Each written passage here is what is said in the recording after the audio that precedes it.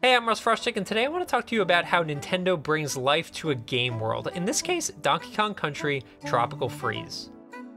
For what's a pretty simple game, Nintendo and Retro spent ungodly amounts of time getting every detail just right. How many details?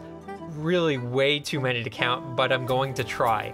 Here are 19 small things that make Tropical Freeze such a treat to watch. I'll start with the basics, the idle animations. If you leave Donkey Kong alone for a few seconds, he'll whip out a Switch and start playing.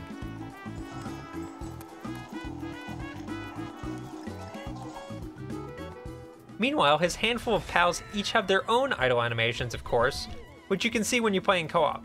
Here's Dixie, and Diddy, and Cranky.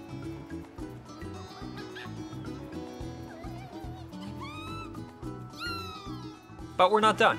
There is a unique animation when Donkey Kong is paired with each of these guys.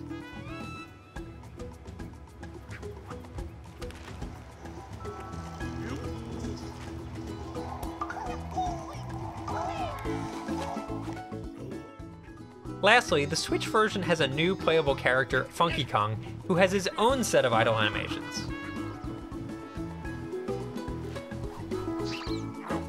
So that's some of the easy stuff. It's incredible that they spent the amount of time to animate each of these, but you probably saw some of these before, so let's really get down to the nitty-gritty now.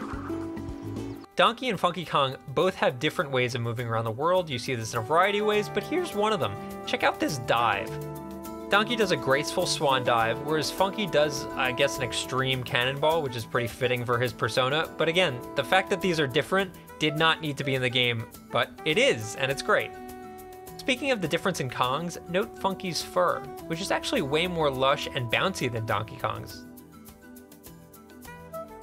Here's another touch that brings the Kongs to life. If you're reaching for a vine and you get close, they'll actually reach their arms out, even if they just fall short.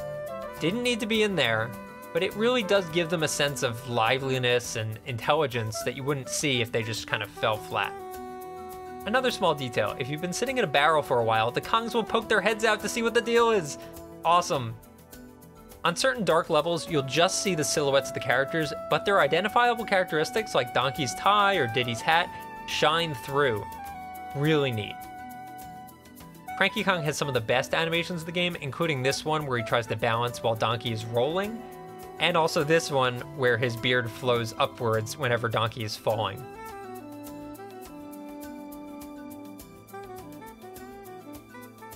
The Kong's friends actually get similar treatment.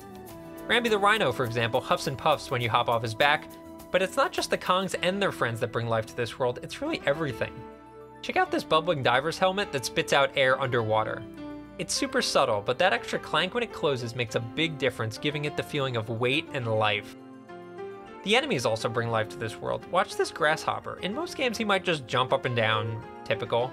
But here he'll jump up and then float down, taunting you while he does, which is terrific. Next, check out these floating leaves. Another game might just have a gust of wind blowing them up and down, but here we can see they're actually being raised by owls blowing alpine horns in the background. That's an outrageous amount of detail that, again, does not need to be in here, but I'm so glad it is. And then there's this little scene that plays out in the middle of a rocket barrel stage. It is so quick and super easy to miss, but it rocks that it's in there. So that's 19 small details just taken from the first handful of worlds in Tropical Freeze. There are probably dozens more, and none of them need to be in there. They all combine to make this really one of the liveliest games I've ever played, and a treat to watch.